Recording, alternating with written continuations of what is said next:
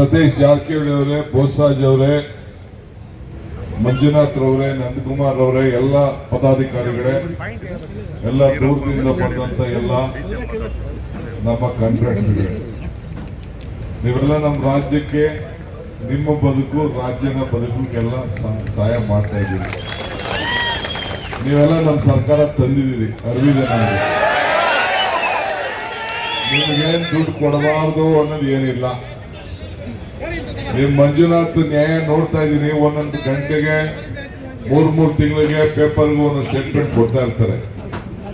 ನನ್ಗೆ ಅನಿಸ್ತಾ ಇದೆ, ನೀವು ವಿಧಾನ ಪರಿಷತ್ನಲ್ಲೋ ವಿಧಾನಸೌಧದಲ್ಲೋ ಮಂಜುನಾಥ್ಗೂ ಒಂದು ಜಾಗ ಕೊಡಿಸ್ಬೇಕು.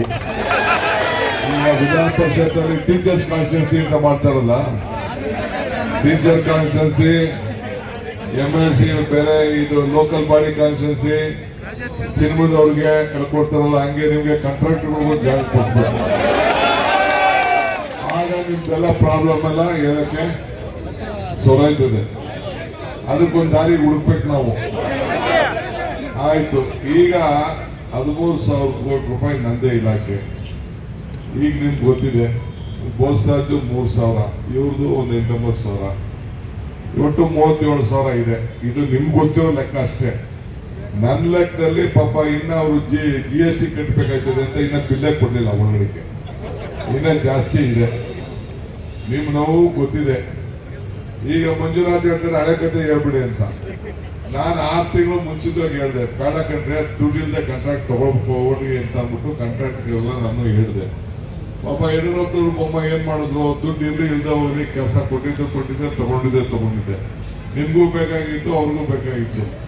ಹಂಗೆ ನೀವೆಲ್ಲ ತಗೊಂಡು ಕೆಲಸ ಮಾಡ್ಬಿಟ್ಟು ಈಗ ನಮ್ಮ ಎದೆ ಮೇಲೆ ಕೂತಿದ್ದೀರಿ. ಈಗ ಇರ್ಲಿ, ಇದಕ್ಕೆ ನಾವು ಮಾತಾಡ್ತೀವಿ. ಇದಕ್ಕೆ ಏನಾದ್ರು ಒಂದು ರೂಪ ಕೊಡಬೇಕು. ಇದು ಬರೀ 37,000 ಅಲ್ಲ, ಏನಾದ್ರು ಮಾಡಿ ಮಿನಿಮಮ್ ಒಂದು 50,000 ಇದಕ್ಕೊಂದು ಯಾವ್ದಾದ್ರು ಬಾಂಡ್ ಮುಖಾಂತರ ಏನಾದ್ರು ಒಂದು ಮಾಡಿ ತಗೊಂಡ್ರೆ ಆಗ ಮಾತ್ರ ಇದು ಸಾಧ್ಯ. ರೈಟ್ ಅವ್ರ ಹಂಗೋ ಜನರಿಗೆ ಬೆಲೆ ಏರಿಕೆ ಜಾಸ್ತಿ ಆಗೋಯ್ತು ಅಂತೇಳಿ ನಾವು 5 ಗ್ಯಾರಂಟಿ ಕೊಟ್ಟು 52,000 ಕೋಟಿನೂ ಕೊಡ್ತಾ ಇದ್ದೀವಿ. ನಮ್ಮ MLA ಗ್ಯಾರಂಟಿ ಮಾಡ್ತಾ ಇದ್ವಿ. ಆದ್ರೂ ಕೂಡ ನಮ್ಮ ರಾಜ್ಯದಲ್ಲಿ ಒಳ್ಳೆ ಬಜೆಟ್ ಕೊಡ್ತಾ ಇದ್ದೀವಿ. ಈಗ ನೋಡಿ, ಹೆಂಗೋ ಅಷ್ಟೋ ಇಷ್ಟೋ ಮುಖ್ಯಮಂತ್ರಿಗಳು ಬ್ಯಾಲೆನ್ಸ್ ಮಾಡಿ ಒಳ್ಳೆ ಬಜೆಟ್ ಮಂಡಿಸಿದ್ರು. ಬೆಳಗ್ಗೆನೆ ನೆನ್ನೆ ತಗೊಂಡ್ಬಿಟ್ಟವ್ರೆ ಖಾಲಿ ಇದನ್ನ ಚಂಬುಗಳನ್ನ ತಗೊಂಡು ಖಾಲಿ ಜಂಬ. ನಿರ್ಮಲಾ ಸೀತಾರಾಮನ್ ಏನ್ ಕೊಟ್ರು ನಮ್ಗೆ? ಏನ್ ಕೊಟ್ರು? ಖಾಲಿ ಜಂಬಲ್ಲ, ಖಾಲಿ ಬಿಂದಿಗೆನೆ ಕೊಟ್ಬಿಟ್ರು ಅವರು. ಖಾಲಿ ಬಿಂದಿಗೆ ಕೊಟ್ರು. ಆಗ ಇವ್ರು ಯಾರು ಏನು ಮಾತಾಡ್ಲಿಲ್ಲ. 5,400 ಕೋಟಿ ರೂಪಾಯಿ ಕೊಡ್ತೀನಿ ಅಂತ ಹೇಳ್ಬಿಟ್ಟು ಏನಾದ್ರು ಕೊಟ್ಟಿದಾರ? ಅಲ್ಲಿ ಬಜೆಟ್ ಅಲ್ಲಿ ಸೇರಿಸಿರ್ಲಿಲ್ಲ ಅದನ್ನ. ಬಜೆಟ್ ಸೇರಿಸಿದ ಬೊಮ್ಮಾಯಿ ಸೇರಿಸಿದ್ರು ನೀರಾವರಿ ಇಲಾಖೆಗೆ.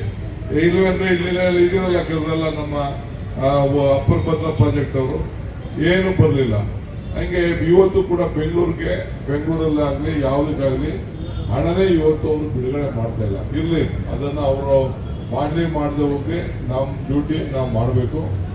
ನಾನು ಈಗ ಏರೋಸ್ಪೇಸು ಇದಕ್ಕೆ ITPL ಹೋಗ್ಬೇಕು. ಅದಕ್ಕೆ ಟೈಮ್ ಲೇಟ್ ಆಯ್ತದೆ ಅಂತ ಈ ಮೆಟ್ರೋನ ರೈಲ್ವೆ ನಿಲ್ಸ್ಕೊಂಡು ಕೂತಿದ್ದೀನಿ. 1 ನಿಮಿಷ ಹತ್ತು ಹೋಗ್ಬೇಕು. ಮಿಕ್ಕಿದ್ದು ನಮ್ಮ ಸತೀಶ್ ಇರ್ತಾರೆ, ನಮ್ಮ ಬೋಸರಾಜ್ ಇರ್ತಾರೆ. ನಾನು ನಿನ್ನೆ ಮಂಜುನಾಥ್ ಹತ್ರ ಮಾತಾಡಿದ್ದೀನಿ.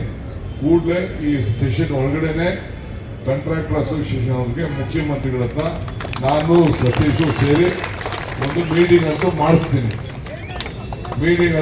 ಏನೇ ಸತೀಶ್, ನಮ್ಮ ಜವಾಬ್ದಾರಿ. ನಿಮ್ಮನ್ನು ಬಿಟ್ಟಾಗ ನಾವು ನೀವು ಇದ್ರು ನೀವು ನಮ್ಗೆ ಬಿಡಂಗಿಲ್ಲ, ನಾವು ನಿಮ್ಗೆ ಬಿಡಂಗಿಲ್ಲ. ಈ ಪೇಪರ್ ಸ್ಟೇಟ್ಮೆಂಟ್ ಎಲ್ಲ ಕೊಡೋದು ಬಿಟ್ಬಿಡಿ. ಪೇಪರ್ ಸ್ಟೇಟ್ಮೆಂಟ್ ಕೊಟ್ರೆ ನೀವು ನಿಮ್ಗೆ ಹೊಂದ್ಕೊಂಡಂಗೆ ಆಯ್ತದೆ. ಸ್ಟೇಟ್ಮೆಂಟು ಪೇಪರ್ ಬರ್ಬೋದು ಅಷ್ಟೇ, ಪೇಪರ್ಗೆ ಏನಾದ್ರು ಅನುಕೂಲ ಆಗ್ಬೋದು ಅಷ್ಟೇ, ಒಂದಿನ ನ್ಯೂಸ್ ಆಗ್ಬೋದಷ್ಟೇ. ಅದರಿಂದ ಏನು ಪ್ರಯೋಜನ ಆಗೋದಿಲ್ಲ. ನೀವು ಬನ್ನಿ, ನಮ್ಮ ಹತ್ರ ಮನೆ ಒಳಗಡೆ ಕೂತ್ಕೊಳ್ಳಿ, ಚರ್ಚೆ ಮಾಡಿ, ಏನ್ ಬೇಕಾದ್ರೂ ಗುದ್ದಾಡಿ, ನಾವು ಚೀಫ್ ಮಿನಿಸ್ಟರ್ ಕರ್ಕೊಂಡು ಹೋಗಿ ದುಡ್ಡು ಯಾವ ರೀತಿ ತರಬೇಕು, ಏನಾದ್ರು ಒಂದು ದಾರಿ ಹುಡುಕಿ ಸಹಾಯ ಮಾಡೋಣ. ನಾನು ಇಲ್ಲಿಗೆ ಯಾಕೆ ಬಂದಿದ್ದೀನಿ ಅಂತ ಅಂದ್ರೆ, ನಾನು ಸತೀಶು ಬೋಸರಾಜು ನಿಮ್ ಜೊತೆ ನಾವು ಇದ್ದೀವಿ ಅಂತ ಹೇಳಲಿಕ್ಕೆ ಬಂದಿದ್ದೀವಿ. ಇಷ್ಟು ಮಿಕ್ಕಿದ ಮಾತಾಡೋಣ. ಒಳ್ಳೇದಾಗ್ಲಿ. ನಿಮ್ ಸಮಸ್ಯೆಗೆ ಆದಷ್ಟು ಜಲ್ದಿ ಪರಿಹಾರ ಹುಡುಕ್ತೀನಿ. ನಮಸ್ಕಾರ.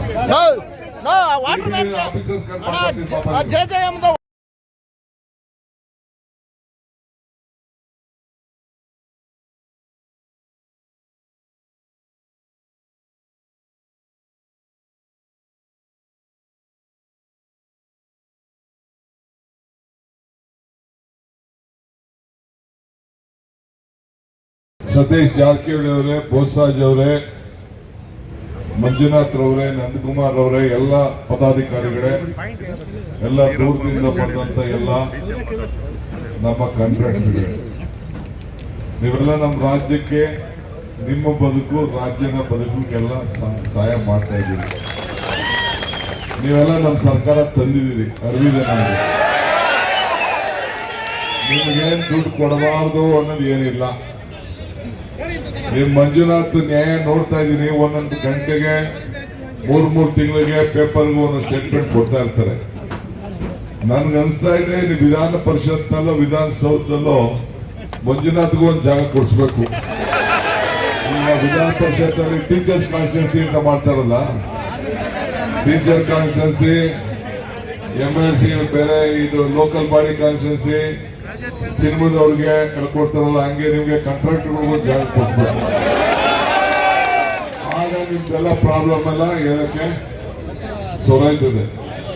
ಅದಕ್ಕೊಂದು ದಾರಿ ಹುಡುಕ್ಬೇಕು ನಾವು. ಆಯ್ತು, ಈಗ 13,000 ಕೋಟಿ ರೂಪಾಯಿ ನಂದೇ ಇಲಾಖೆ. ಈಗ ನಿಮ್ಗೆ ಗೊತ್ತಿದೆ, ಬೋಸರಾಜು 3,000, ಇವ್ರದ್ದು ಒಂದು 8,900, ಒಟ್ಟು 37,000 ಇದೆ. ಇದು ನಿಮ್ಗೆ ಗೊತ್ತಿರೋ ಲೆಕ್ಕ ಅಷ್ಟೇ. ನನ್ನ ಲೆಕ್ಕದಲ್ಲಿ ಪಾಪ ಇನ್ನ ಅವರು GST ಕಟ್ಟಬೇಕಾಗ್ತದೆ ಅಂತ ಇನ್ನ ಬಿಲ್ಲೇ ಕೊಡ್ಲಿಲ್ಲ ಒಳಗಡೆಗೆ, ಇನ್ನ ಜಾಸ್ತಿ ಇದೆ. ನಿಮ್ ನೋವು ಗೊತ್ತಿದೆ. ಈಗ ಮಂಜುನಾಥ್ ಹೇಳ್ತಾರೆ ಹಳೆ ಕತೆ ಹೇಳ್ಬಿಡಿ ಅಂತ. ನಾನು 6 ತಿಂಗಳು ಮುಂಚಿತವಾಗಿ ಹೇಳಿದೆ, ಬೇಡ ಕಂಡ್ರೆ ದುಡ್ಡಿಲ್ಲದೆ ಕಾಂಟ್ರಾಕ್ಟ್ ತಗೊಳ್ಕೋರಿ ಅಂತ ಅಂದ್ಬಿಟ್ಟು ಕಾಂಟ್ರಾಕ್ಟ್ಗೆಲ್ಲ ನಾನು ಹೇಳಿದೆ. ಪಾಪ ಯಡಿಯೂರಪ್ಪನವ್ರು ಬೊಮ್ಮ ಏನ್ ಮಾಡಿದ್ರು, ದುಡ್ಡು ಇಲ್ಲದೆ ಹೋಗ್ಲಿ, ಕೆಲಸ ಕೊಟ್ಟಿದ್ದೆ ತಗೊಂಡಿದ್ದೆ. ನಿಮ್ಗೂ ಬೇಕಾಗಿತ್ತು, ಅವ್ರಿಗೂ ಬೇಕಾಗಿತ್ತು. ಹಂಗೆ ನೀವೆಲ್ಲ ತಗೊಂಡು ಕೆಲಸ ಮಾಡ್ಬಿಟ್ಟು ಈಗ ನಮ್ಮ ಎದೆ ಮೇಲೆ ಕೂತಿದ್ದೀರಿ. ಈಗ ಇರ್ಲಿ, ಇದಕ್ಕೆ ನಾವು ಮಾತಾಡ್ತೀವಿ. ಇದಕ್ಕೆ ಏನಾದ್ರು ಒಂದು ರೂಪ ಕೊಡಬೇಕು. ಇದು ಬರೀ 37,000 ಅಲ್ಲ, ಏನಾದ್ರು ಮಾಡಿ ಮಿನಿಮಮ್ ಒಂದು 50,000 ಇದಕ್ಕೊಂದು ಯಾವ್ದಾದ್ರು ಬಾಂಡ್ ಮುಖಾಂತರ ಏನಾದ್ರು ಒಂದು ಮಾಡಿ ತಗೊಂಡ್ರೆ ಆಗ ಮಾತ್ರ ಇದು ಸಾಧ್ಯ. ರೈಟ್ ಅವ್ರ ಹಂಗೋ ಜನರಿಗೆ ಬೆಲೆ ಏರಿಕೆ ಜಾಸ್ತಿ ಆಗೋಯ್ತು ಅಂತೇಳಿ ನಾವು 5 ಗ್ಯಾರಂಟಿ ಕೊಟ್ಟು 52,000 ಕೋಟಿನೂ ಕೊಡ್ತಾ ಇದ್ದೀವಿ.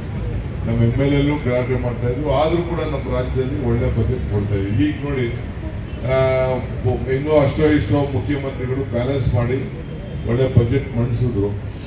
ಬೆಳಗ್ಗೆನೆ ನೆನ್ನೆ ತಗೊಂಡ್ಬಿಟ್ಟವ್ರೆ ಕಾಲಿಟ್ಟ ಇದನ್ನ ಚಂಬುಗಳನ್ನ ತಗೊಂಡು ಕಾಲೇಜ್ ನಿರ್ಮಲಾ ಸೀತಾರಾಮನ್ ಏನ್ ಕೊಟ್ರು ನಮ್ಗೆ? ಏನ್ ಕೊಟ್ರು? ಖಾಲಿ ಚಂಬಲ್ಲ, ಖಾಲಿ ಬಿದ್ಗೆನೆ ಕೊಟ್ಬಿಟ್ರು ಅವರು. ಖಾಲಿ ಬಿದ್ಗೆ ಕೊಟ್ರು. ಆಗ ಇವ್ರು ಯಾರು ಏನು ಮಾತಾಡ್ಲಿಲ್ಲ. 5,400 ಕೋಟಿ ರೂಪಾಯಿ ಕೊಡ್ತೀನಿ ಅಂತ ಹೇಳ್ಬಿಟ್ಟು ಏನಾದ್ರು ಕೊಟ್ಟಿದಾರ? ಅಲ್ಲಿ ಬಜೆಟ್ ಅಲ್ಲಿ ಸೇರ್ಸಿರ್ಲಿಲ್ಲ ಅದನ್ನ. ಬಜೆಟ್ ಸೇರ್ಸಿದ್ದ ಬೊಮ್ಮಾಯಿ ಸೇರ್ಸಿದ್ರು ನೀರಾವರಿ ಇಲಾಖೆಗೆ.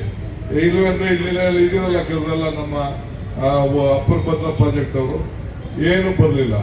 ಹಂಗೆ ಇವತ್ತು ಕೂಡ ಬೆಂಗಳೂರಲ್ಲಾಗ್ಲಿ ಯಾವುದಕ್ಕಾಗ್ಲಿ ಹಣನೇ ಇವತ್ತು ಅವರು ಬಿಡುಗಡೆ ಮಾಡ್ತಾ ಇಲ್ಲ. ಇರ್ಲಿ, ಅದನ್ನ ಅವರು ಮಾಡದೆ ಹೋಗಿ ನಮ್ಮ ಡ್ಯೂಟಿ ನಾವು ಮಾಡಬೇಕು. ನಾನು ಈಗ ಏರೋಸ್ಪೇಸು ಇದಕ್ಕೆ ITPL ಹೋಗ್ಬೇಕು.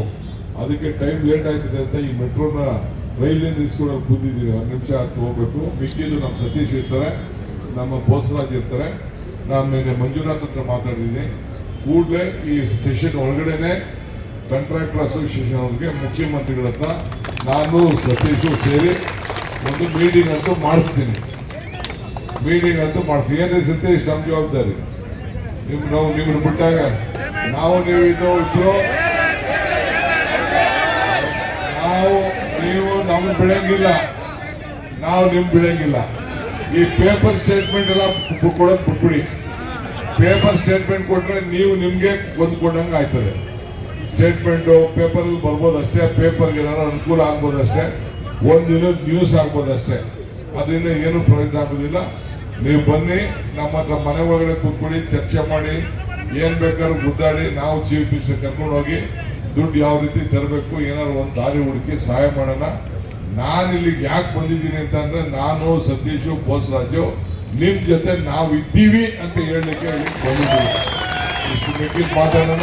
ಹೆಚ್ಚಿನ ವಿಡಿಯೋಗಳಿಗೆ ಪ್ರತಿಧ್ವನಿ ಯೂಟ್ಯೂಬ್ ಚಾನೆಲ್ ಸಬ್ಸ್ಕ್ರೈಬ್ ಮಾಡಿ, ಬೆಲ್ ಐಕಾನ್ ಕ್ಲಿಕ್ ಮಾಡಿ.